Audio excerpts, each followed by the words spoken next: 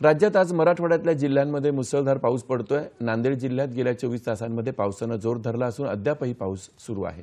जिल्ह्यातील 26 मंडळांमध्ये अतिवृष्टी झाली असून नागरिकांनी सतर्क राहण्याचा इशारा जिल्हाधिकारी अभिजित राऊत यांनी दिला। किनवट तालुक्यामध्ये अतिवृष्टी सदृश पाऊस झाल्यामुळे नदी नाले ओसंडून वाहत आहेत। तालुक्यातल्या मुरझाळा, कोल्हारीसह आजूबाजूच्या भागातही शेकडो हेक्टरवरची पिके पाण्याखाली गेल्याने शेतकऱ्यांचं मोठं नुकसान झालंय।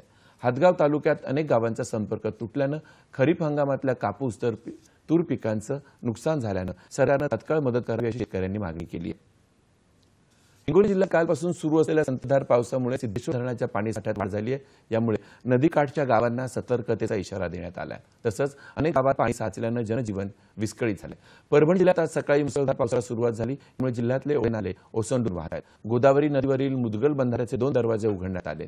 झिरो फाटा पूर्णा दरम्यान माटेगाव पूल पाण्याखाली गेल्याने नांदेड परभणी मार्ग बंद झाला। तसंच मलासोना दैठणा ओढ्यावरील पुलावर पाणी आल्याने 8 गावांचा संपर्क तुटलाय। तर दैठणा गावात अतिवृष्टीमुळे घरं कोसळली आहेत। जिंतूर तालुक्यात ओढे फुटून शेतात पाणी गेल्याने शेती पिकाचे नुकसान झालंय। गंगाखेड तालुक्यातील मासोळी प्रकल्प पूर्णतः भरल्याने कोणत्याही क्षणी तिथलं पाणी सोडण्यात येईल।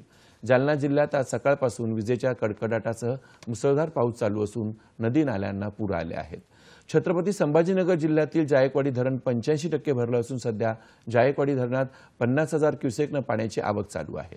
राज्यात काही ठिकाणी पुढील 4 ते 5 दिवस मुसळधार पावसाचा अंदाज हवामान विभागाने वर्तवला आहे। या काळात मराठवाडा आणि विदर्भातल्या काही जिल्ह्यात मुसळधार ते अतिमुसळधार पावसाचा इशारा देण्यात आला आहे। मध्य महाराष्ट्र कोकणातही पावसाचा जोर कायम असणार आहे।